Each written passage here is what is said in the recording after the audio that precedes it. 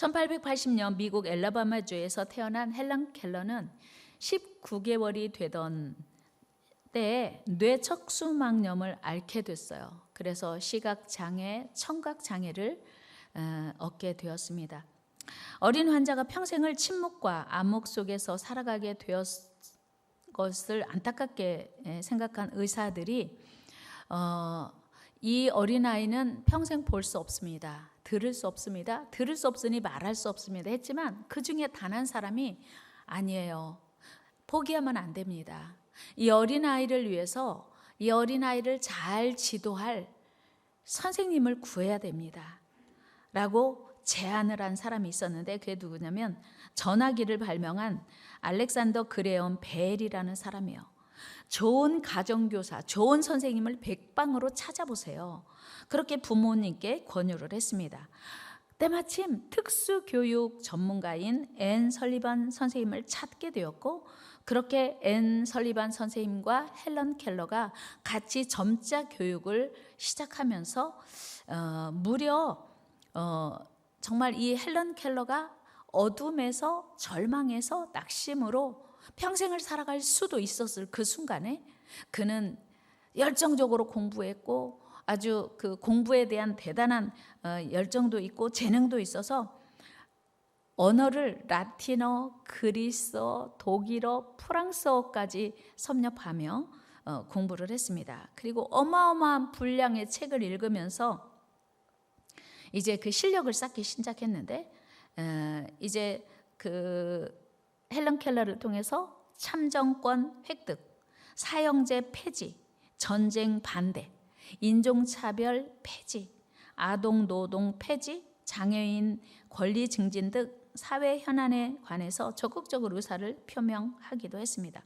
그러니까 태어나서 19개월 차에 그 감염된 질병으로 인해서 평생을 그늘 속에 살아야 하는 이 아이가 선생님을 잘 만남으로 인해서 사회적으로 대단히 기여하는 그런 인물이 되었다고 하는 사실이에요. 그가 57세 되던 해에 우리나라에 방문을 했어요. 1937년 일제강점기에 경성, 평양, 대구 등에서 열띤 강연을 펼치기도 했는데 수천 명의 이제 청중들이 몰려들기도 했다고 해요. 그는 명문대학 레드클리프 대학을 이제 졸업하면서 우수한 성적으로 졸업을 했고 세계적인 작가로 등단을 또 하게 됩니다. 미국 사회에 당에 입당을 해서 노동 계급 문제, 전쟁, 사회, 어린이, 장애 모든 분야에 아주 적극적으로 이제 제도 개선을 하는 그런 인물이 되었다고 해요. 무려 앞을 볼 수 없었는데 88세까지 그의 일생을 사는 동안 줄기차게 많은 사회를 위해서 공헌을 했다는 것을 생각해 보면 얼마나 선생님의 역할이 중요한지 하는 것을 깨닫게 됩니다. 오직 그를 48년이라는 긴 시간 동안 가르치고 도운 설리반 선생님이 있었기에 가능했는데요. 그 설리반 선생님이 보지도 못하고 듣지도 못하고 말하지도 못하는 아이를 가르칠 선생님을 찾습니다 라고 하는 신문 광고를 보고 설리반 선생님이 결심을 했대요. 내가 적임자구나. 왜요? 설리반 선생님 자신도 10살 때 부모님이 알코올 중독자로 고아원에 보내졌어요. 그런데 그 고아원에 보내진 이 설리반 어린아이가 아무도 눈길 주지 않으니까 외롭고 고독해서 그야말로 이제 그 무관심 속에 살다가 눈병을 얻어가지고 시력을 잃게 됐어요. 그런데 어떤 노 간호사 한 분이 매일 과자를 가지고 설리반에게 찾아와서 사랑을 주고 위로해주고 격려를 해주면서 점차 자신감을 갖게 되었는데 어떤 한 신문사의 그 도움으로 개안 수술을 해가지고 눈을 보게 된 거예요. 그러니까 자기가 맹인이었었다가 시각장애인이었다가 눈을 뜨게 되었기 때문에 누구보다 맹인의 그 슬픔을, 고통을, 아픔을 잘 알게 된 거예요. 그래서 이 시각장애인 그리고 청각장애인 그리고 이제 말을 못하는 이 농아인 헬런 켈러를 나 말고 누가 더 잘 가르칠 수 있을까 하고 자원을 한 거예요.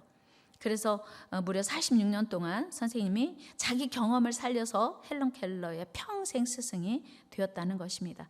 자신의 일생을 마치는 날까지 그와 함께 위대한 스승, 진정한 스승으로 살았습니다. 그의 헌신적인 노력 때문에 헬런 켈러는 여성 장애인으로 일생을 위대한 인권운동가로, 노동운동가로, 정치가로, 작가로 성장할 수 있었습니다. 만약에 이 헬런 켈러에게 설리반 선생님이 없었더라면 그의 일생 어떻게 되었을까요? 상상하기 어렵죠. 이처럼 스승의 힘, 교사의 힘은 아무리 강조해도 지나치지 않습니다. 한 사람이 태어나서 성장하기까지, 그의 삶을 마칠 때까지 어떤 스승을 만나고 어떤 교육을 어떻게 받느냐에 따라서 그 사람의 인생은 전혀 달라지기 때문입니다. 오늘은 스승의 주일로 지나고 있는데요. 여러분들은 어떤 선생님을 만나셨습니까? 선생님이라고 하는 것은 학교 선생님 될 수도 있고, 부모님이 될 수도 있고, 집안의 어른이 될 수도 있고, 부모, 친척, 형제일 수도 있습니다. 또 교회의 선생님, 또 목자 또는 목회자일 수 있습니다. 성경은요, 그 스승과 제자에 대한 이야기를 참 많이 하고 있어요. 잊을 수 없는 선생님, 그리고 그 사람의 인생을 변화시킨 선생님들의 이야기도 성경에 있습니다. 스승의 사전적 의미를 찾아보니까 자기를 가르쳐 이끌어주는 사람, 영어로 teacher, mentor, master라고 표현합니다.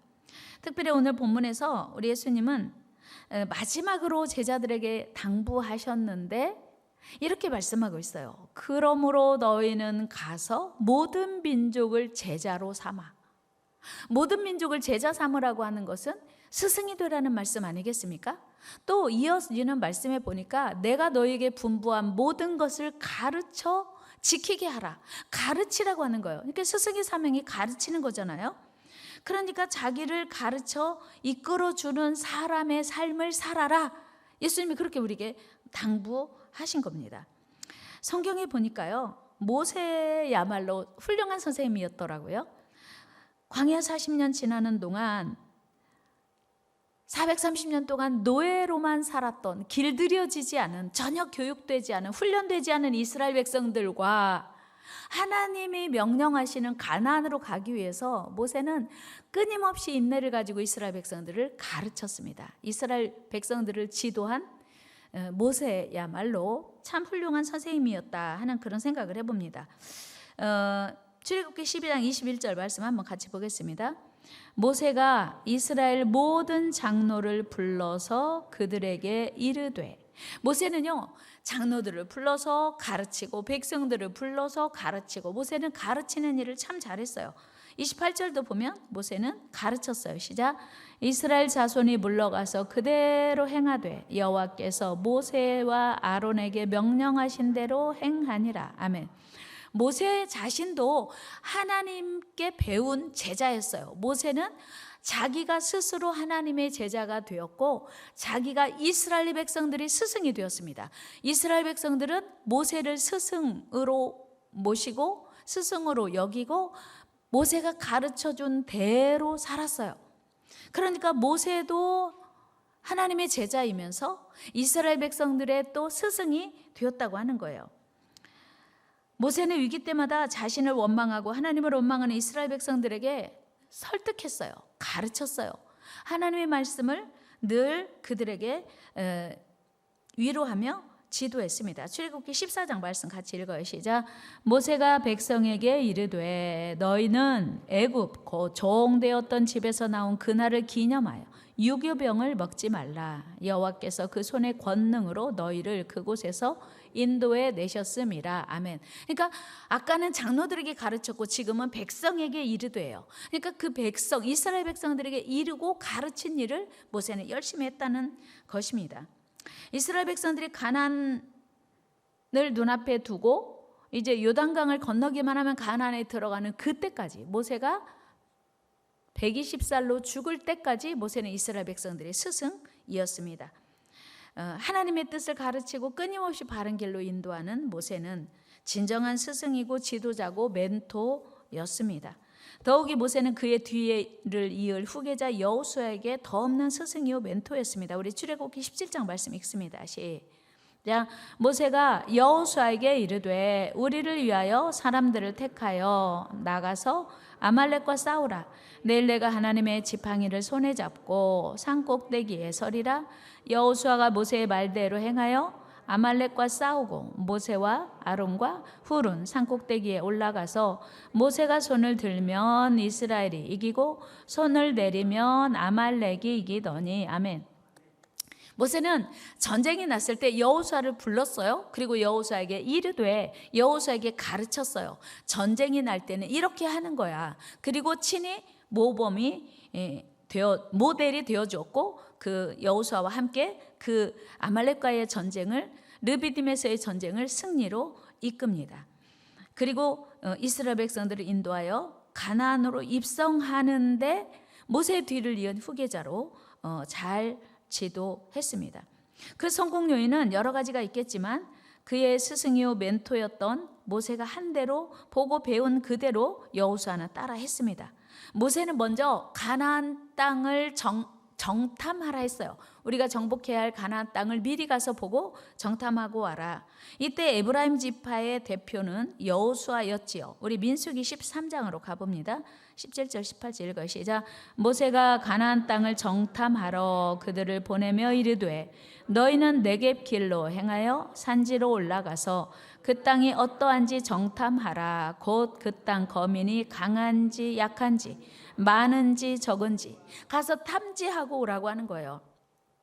직접 가나안을 정복하기 전에 미리 그 땅을 탐지해서 전략적으로 이제 전투 준비를 그 가나안 정복 준비를 하자고 하는 것이었습니다. 그때 당시에 각 지파의 대표로 한 명씩 뽑았는데 에브라임 지파의 대표는 여호수아였습니다. 우리 16절 말씀 같이 읽어요. 시작. 이는 모세가 땅을 정탐하러 보낸 자들의 이름이라. 모세가 눈의 아들 호세아를 여호수아라 불렀더라. 에브라임 지파의 대표로 여호수아가 갔는데 그때 당시에 호세아라고도 했고 여호수아가 그 정탐꾼으로 보내는 그 12명 중에 속해 있었다고 하는 것입니다. 이후에 모세가 죽은 후에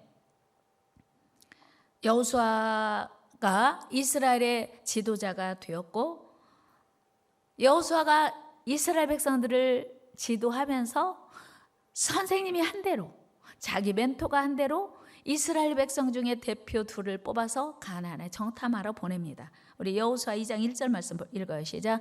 눈의 아들 여호수아가 시딤에서 두 사람을 정탐꾼으로 보내며 이르되 가서 그 땅과 여리고를 엿보라 하매. 아멘. 보세요. 여호수아가 모세가 가르쳐준 대로 모세가 한 대로 보고 배운 대로 하는 거예요. 선생님의 역할은 너무 중요한 거예요. 여러분, 모세가 어떻게 가나안을 정복하려고 했는지를 몸소 배운 여호수아가 그대로 지금 정탐꾼을 가나안 땅에 보냅니다. 이처럼 모세는 생전에 여호수아를 제자 삼았고 잘 가르치고 인도했습니다. 여호수아는 모세의 훌륭한 제자였고 스스로도 훌륭한 스승도 지도자가 되었습니다. 그런가 하면 하나님의 선지자였던 엘리야 역시 많은 생도들, 많은 제자들을 데리고 있었고 그 중에 엘리사라고 하는 훌륭한 제자가 있었습니다. 그 엘리사는 선생님보다 더 영성이 깊기를 원해서 엘리야가 죽으면서 내가 너에게 무엇 해주기를 원하냐 했더니 선생님의 영감을 갑절을 주세요 라고 기도했습니다. 우리 열왕기하 2장으로 가봅니다. 시작. 엘리야가 겉옷을 가지고 말아 물을 치매 물이 이리저리 갈라지고 두 사람이 마른 땅 위로 건너더라. 건너매 엘리야가 엘리사에게 이르되 나를 내게서 데려감을 당하기 전에 내가 네게 어떻게 할지를 구하라.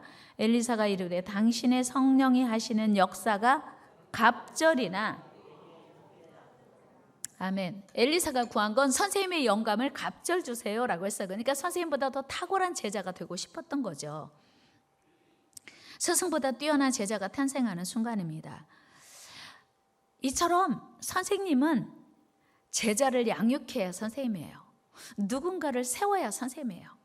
그런가 하면 신약에 와서 사도 바울, 예수님도 12제자 세우셨지만 사도 바울 역시 디모데를 훌륭한 스승이요 제자로 세웠습니다. 디모데의 멘토였었지요. 바울은 디모데를 때로는 믿음의 아들로도 표현할 만큼 사랑하는 제자였습니다. 디모데 전후서를 보면 바울은 세심하게 자세하게 영적 아들 디모데에게 목회에 대한 다양한 교훈을 가르치고 이제 권면하고 있습니다. 우리 디모데 전서 2장 말씀 읽어요. 시작. 그러므로 내가 첫째로 권하노니, 보세요. 첫째, 둘째, 셋째, 이렇게 바울은 자세하게 영적 아들 디모데에게 가르쳤어요. 디모데전서 6장 20절도 보면 같이 읽어요. 시작. 디모데야, 망령되고 헛된 말과 거짓된 지식의 반론을 피함으로 네게 부탁한 것을 지키라. 디모데에게 목회에 필요한 모든 것, 또 신앙생활하는 모든 것, 일상생활 모든 것을 다 가르쳐 줬습니다. 여기서 사도 바울은 제자 디모데에게 믿음의 아들이라는 표현을 많이 사용합니다. 여기서 우리는 아버지의 사명도 스승의 사명과 별로 다르지 않다고 하는 걸 알게 돼요. 여러분, 우리는 예수님의 명령 따라 많은 사람들을 바른 길로 인도하고 바른 교훈을 가르쳐야 됩니다. 그런데 여러분 마음속에 여기까지 들으면, 근데 목사님 야고보서에 보면요 선생 되지 말라고 했거든요. 근데 또 예수님은 모든 민족을 제자 삼으라고 했는데 왜 야고보 사도는 선생 되지 말라고 했을까요? 한번 말씀 읽어봐요. 3장 1절 시작. 내 형제들아, 너희는 선생된 우리가 더 큰 심판을 받을 줄 알고 선생이 많이 되지 말라. 이건 뭐예요? 서로 대치되는 말씀인데 우리 이걸 어떻게 이해해야 되지? 이런 생각할 수 있어요. 물론 여기서 선생 되지 말라고 하는 뜻은 좀 달라요. 선생님이 제자들에게 끊임없이 바른 길을 제시하고 가르치고 인도하다 보면 자기 삶은 아직 변하지 않았는데 제자들에게 먼저 가르칠 수 있잖아요. 그러니까 본이 되지 못하고 말만 하고 삶은 제대로 실천하지 못하는 실수를 할 수 있기 때문이라는 거예요. 우리 2절 말씀도 한번 같이 볼까요? 야고보서 3장 2절. 우리가 다 실수가 많으니 만일 말에 실수가 없는 자라면 곧 온전한 사람이라 능히 온몸도 굴레 씌우리라. 우리가 하나님을 믿어도 또 선생님의 자격을 가지고 학교에서 제자들을 가르쳐도 실수 없을 수 없어요. 선생님도 사람이고 또 목회자도 사람이고 아버지도 사람이기 때문에 실수를 안 할 수는 없습니다. 그런데 그 야고보 시대 때 영적 교사들이 그 복음의 진리를 가르치기보다는 그 당시에 선생님이라고 랍비라고 하는 그 직책이 사회로부터 대단한 권위를 인정받고 존경받는 자리였어요. 그래서 오늘날 무슨 판검사 또는 교수처럼 사회적인 그 인기 직종이었다는 거예요. 그래서 당시 사람들이 너도 나도 랍비가 되고자 했습니다. 그러니까 선생 소리를 듣기 위해서 많은 애를 썼는데 야고보 사도는 바로 이 점을 경계하고자 이런 말씀했던 거예요. 너희가 선생 되면 심판이 더 커. 선생이 되고 자기가 변하지 않으면 오히려 더 책임이 커. 그래서 선생 아무나 되면 안 돼. 그런 얘기를 하기 위해서 야고보 사도가 이렇게 얘기를 한 거예요. 그러니까 자기가 책임과 의무는 다하지 못하면서 사람들에게 박수갈채를 받기 위해서 랍비 되기를 갈망하면 안 된다는 의미였어요. 당연히 우리는 예수님의 명령대로 부지런히 제자 삼는 선생이 되어야 돼요. 같이 해볼까요? 부지런히 제자 삼읍시다. 여러분은 제자가 몇 명이에요? 이 스승의 날 되면 한 번쯤 돌아볼 필요가 있어요. 나는 제자가 몇 명 있지? 스승의 날 되면요 어김없이 구경한 목사님이 제자를 자처하고 화분을 보내요. 그동안 자기를 이렇게 지도해 줬다고 감사하는 마음, 그것이 크든 작든 그 마음이 참 소중한 거죠. 그러니까 나는 선생님의 제자입니다 라는 그런 표현이겠잖아요. 여러분은 제자를 몇 명 두셨어요? 우리 예수님이 오늘 본문에서 그러므로 너희는 가서 모든 민족으로 제자를 삼으라 했는데 내가 너에게 분부한 모든 것을 가르쳐 지키라고 했는데 여러분은 제자가 몇 명 있습니까? 반드시 있어야 돼요. 나는 제자가 누구지? 제자가 몇 명 있지? 여러분들의 자녀가 제자일 수 있고요. 여러분들의 목장 식구들이 제자일 수 있고요. 우리 또 교회 안에서 내가 사랑하고 양육하고 돌보는 사람들이 제자일 수 있습니다. 우리는 어쨌든 예수님이 명령하셨으니 제자를 세우는 선생이 되어야 돼요. 그리고 선생님은 내 뜻을 가르치는 게 아니고 하나님의 뜻을 가르치는 선생님이 진짜 선생님입니다. 사실요, 이 시대는요, 선생님의 권위가 땅에 떨어진 시대예요. 옛날에는요, 선생님 그림자도 밟지 말라고 했잖아요. 그런데 지금은 선생님 이름 부르는 건 뭐 별명 부르는 건 뭐 하여튼 뭐 대수롭지 않게 생각하고 선생님을 선생님으로 여기지 않는 그런 시대에 우리가 살고 있습니다. 그러나 참 그건 불행한 일이에요. 나를 사랑하고 나를 지도하고 인정해주는 선생님을 둔 사람은 복이 있는 사람이에요. 우리 선생님을 둡시다. 선생님 두기를 싫어해요. 이 시대는 다 내가 똑똑하고 내가 잘나서 이 시대는요, 선생님 두기를 싫어해요. 누가 가르침 받기를 싫어해요. 신앙생활 할 때도 사실은요, 갈라디아서에서 바울은 그런 얘기 했잖아요. 가르침을 받는 자는 가르치는 자와 모든 좋은 것을 함께하라 그랬어요. 근데 지금 이 시대는요, 신앙생활하는 성도들조차 목회자한테 가르침 받기를 싫어해요. 그래서 가르침 받을 일이 별로 없다고 생각하니까 목회자를 목회자로 여기지 않고 목자를 목자로 여기지 않고 내가 더 잘하는 거예요. 나도 잘할 수 있다는 거예요. 그러나 우리는요, 반드시 스승이 필요하고요, 나를 위해서 눈물로 기도해 줄 목회자가 목자가 필요한 거예요. 그리고 나도 또 누군가를 그렇게 사랑으로 지도하고 키우는 그런 선생이, 스승이, 목자가 되어야죠. 멘토가 되어야죠. 우리가 모세를 다시 생각해 보면요, 모세는 이스라엘 백성들을 인도하며 끊임없이 하나님의 지도를 받았어요. 그러니까 모세가 스승이면서 하나님의 제자였다는 거죠. 모세는 항상 그의 참 스승이신 하나님께 먼저 가르침과 지시를 받았습니다. 우리 출애굽기 13장 1절 같이 읽으시자. 여호와께서 모세에게 일러 이르시되, 그러니까 모세는요, 백성에게 이르시되, 여호수아에게 이르시되, 장로들에게 이르시되, 모세는 끊임없이 제자들에게 가르쳤지만 모세는 또 하나님께서 가르치시는 그 교훈을 잘 받고 들었다는 사실이에요. 그래서 하나님께서 먼저 모세에게 말씀하셨고, 모세와 이스라엘 백성이 나아갈 길을 가르치실 때 아멘으로 받고 또 그 가르치심대로 이제 제자들에게, 이스라엘 백성들에게 가르쳐 주었다는 겁니다. 모세는 철저하게 하나님을 그의 스승으로 믿고 따르고 섬겼어요. 모세는 어려운 일만 있으면 그 문제를 가지고 무조건 하나님께 갔어요. 요즘 여러분은 어려운 일 있으면 어디로 가지고 가요? 어려운 일 있으면 우리는 인터넷이죠. 선생님한테 갈 것도 없어요. 우리 인터넷이 선생님이에요, 요즘은. 그렇죠? 모르는 거 있으면 다 인터넷 뒤지면 다 나와요. 다 나와요. 요즘은 안 나오는 게 없거든요.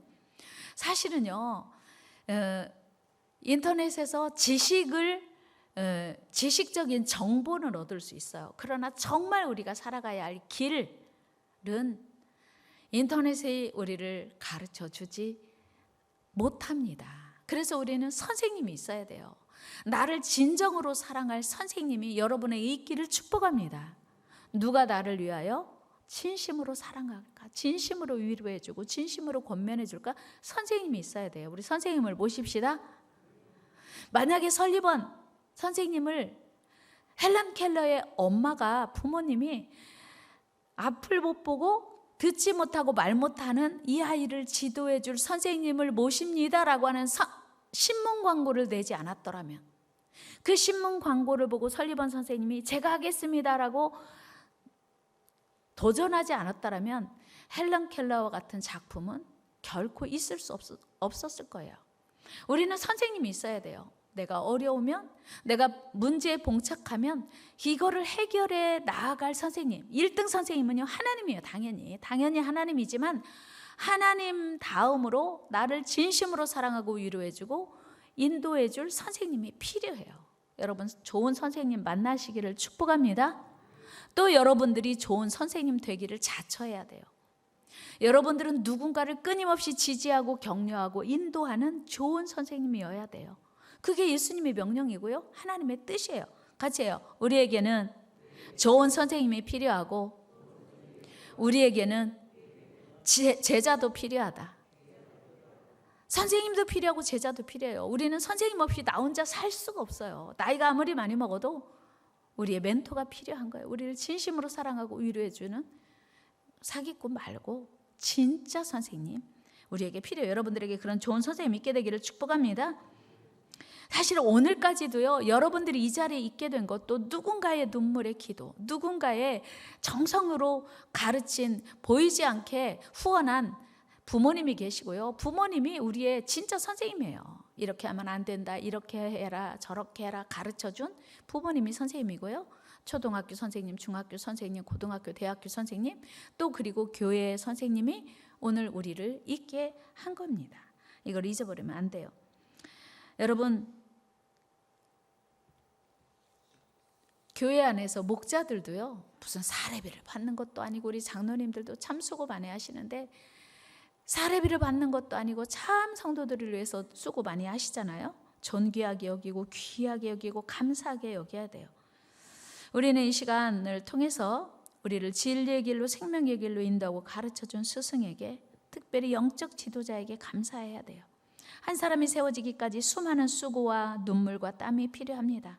그러므로 그 은혜에 반드시 감사해야 돼요. 그리고 우리 역시 또 다른 영혼의 스승이 되어야 합니다. 누군가 나를 세우고 가르쳐서 여기까지 인도했다면 이제부터 우리도 누군가의 스승이 되어야 돼요.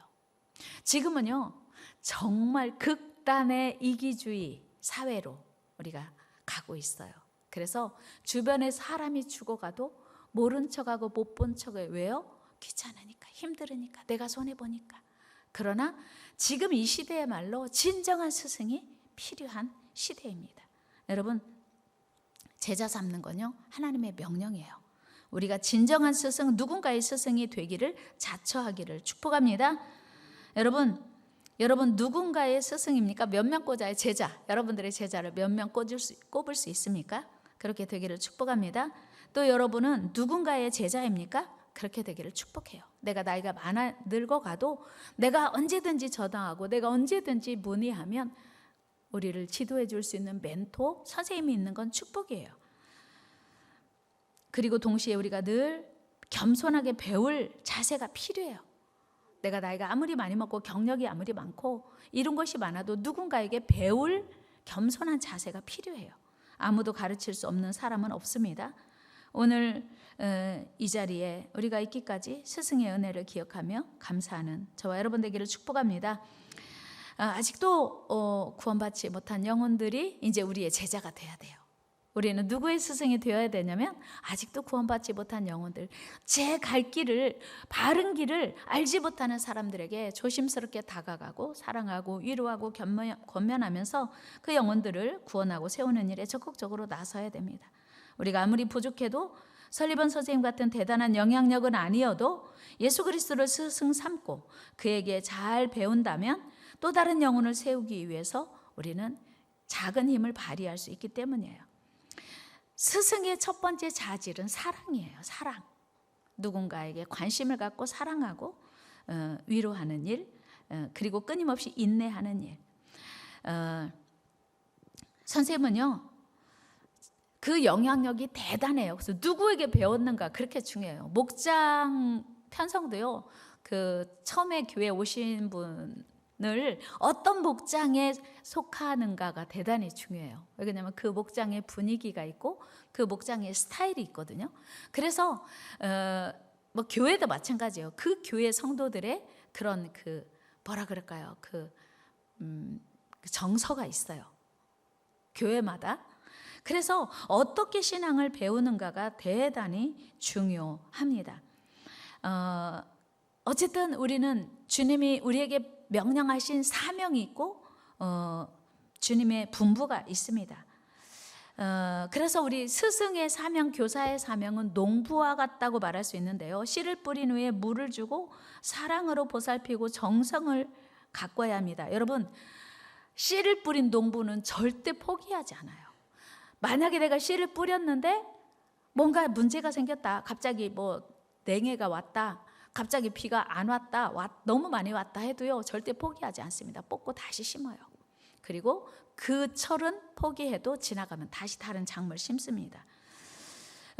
우리 모두는요, 농부처럼 복음을 부지런히 심고 가꿔야 돼요. 심어야 자라고 가꿔야 열매를 맺습니다. 농부는요, 사랑으로 농사를 짓습니다. 여러분, 우리 앞집에 땅도 아닌데 농사를 참 잘 짓는 걸 여러분 많이 보실 거예요. 앞집 여기 보시면요, 화분 하나하나에 잘 보이시나요? 그 위에는 생수통이 있고 긴 줄이 있어가지고 주사기가 땅속에 꽂아 있어요. 제가 그래서 물어봤어요. 사장님, 무슨 영양제를 이렇게 화분에 줘야 했더니 영양제 아니에요. 뭐예요? 했더니 물이래, 물. 근데 물을 아주 수준 있게 그 주사기에 연결해 갖고 이렇게 화분 하나에다가 주사기 하나를 꽂아 놓은 거예요. 왜 그랬어요? 했더니 물이 마르면 안 되는데 한꺼번에 많이 주면 또 안 되니까 그 생수통을 위에 뚫어 갖고 물을 부어서 주사기를 통해서 아주 조금씩 계속해서 이렇게 공급이 되도록 했대요. 그 사랑이 느껴지시나요? 저는 속으로 그랬거든. 그거 볼 때 그 사장님 만나기 전에 진짜 식물을 사랑하는구나.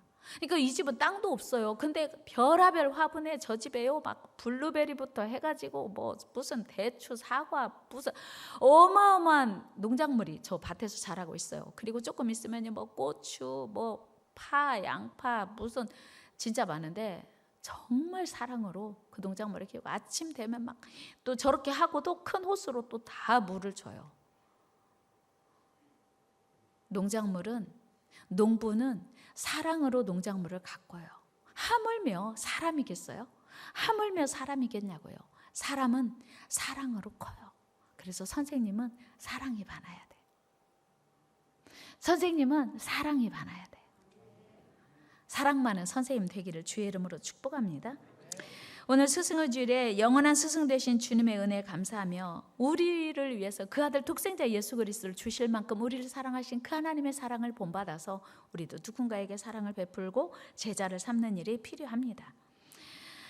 우리는 참 부족해요. 그러나 주님이 제자 삼으라고 하셨으니 우리는 모든 민족을 제자로 삼는 일에 쉬지 않아야 돼요. 우리 다시 시작합시다. 스승 되기를 시작합시다. 스승의 삶을 시작합시다. 끊임없이 제자의 삶을 시작하기로 우리 결단해야 돼요. 인도의 선교사였던 윌리엄 캐리는 이런 말을 했어요. 하나님을 위하여 위대한 일을 시도하라. 그리고 하나님으로부터 위대한 일을 기대하라. 같이 해요. 하나님으로부터 위대한 일을 시도하라. 하나님으로부터 잘못했네. 하나님을 위하여 위대한 일을 시도하라. 하나님으로부터 위대한 일을 기대하라. 우리가 먼저 결단하고 해야 할 일이에요. 우리 하나님 말씀처럼 우리가 먼저 스승이 되고 또한 우리 스승에게 감사하고 배워가면서 끊임없이 우리 사명을 감당해야 된다고 하는 거예요. 우리 예수님은요, 3년 반 동안 그 제자들을 그렇게 먹이시고 그들을 가르치셨더니 그 제자들이 예수님 죽으신 후에 글쎄 땅 끝까지 복음을 전하는 위대한 사도가 되었습니다.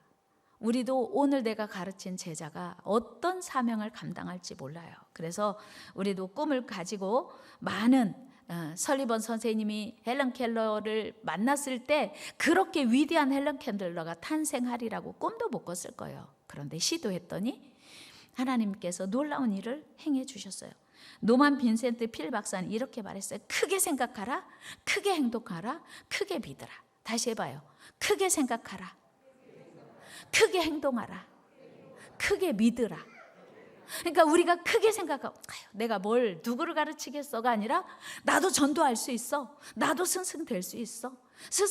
학교 선생님은요 지식이 많아야 돼요. 그러나 교회 선생님은요 전도하는 데는요 지식이 많지 않아도 괜찮아요. 하나님의 은혜로 하는 거니까. 그래서 우리가 꿈을 꿔야 돼요. 크게 생각하고 크게 행동하고 나 할 수 있어요. 그래서 여기에다가도 많은 이름을 쓰는 거예요. 할 수 있어요. 크게 생각하고 크게 행동하고 많이 쓰면 많이 작정하고 많이 꿈을 꾸면 많이 행동하겠죠. 그리고 크게 믿으라. 하나님의 능력을 믿고 하나님이 도와주실 줄 믿고 크게 우리가 시작하면 우리도 위대한 스승이 될 수 있을 줄로 믿습니다. 위대한 스승이 됩시다. 하나님 감사합니다. 오늘 스승의 주일 우리를 여기까지 인도하신 많은 선생님들을 생각합니다. 하나님 그들을 축복하여 주시고 하나님 그들을 위로하여 주시고 그들에게 하늘의 복과 땅의 복을 넘치게 허락하여 주옵소서. 또한 오늘 말씀에 그러므로 너희는 가서 모든 민족으로 제자 삼으라 하셨습니다. 내가 너에게 분부한 모든 것을 가르쳐 지키게 하라 하셨습니다. 하나님은 우리에게 스승이 되라고 말씀하시오니 하나님 우리가 가르치기를 주저하지 말게 하시고 나는 부족할지라도 가르치게 하여 주옵소서. 많은 사람들이 나도 부족한데 누굴 가르쳐라고 생각하고 가르치기를 포기합니다. 그러나 우리 할 수 있습니다. 하나님께서 우리에게 가르쳐 주셨기 때문입니다. 하나님이 우리에게 명령하셨기 때문입니다. 우리가 더 많은 영혼들을 사랑하며 섬기어 가르쳐 세우게 하여 주시고 제자 삼게 하여 주옵소서. 하나님이 은혜가 우리를 통하여 더 많이 확장되게 하시고 하나님 나라가 확장되도록 도와주옵소서. 우리의 영원한 스승 되시는 존귀하신 예수님의 이름으로 기도드리옵나이다. 아멘. 우리 같이 찬양 드리면서 준비하신 예물 하나님께 올려드리겠습니다.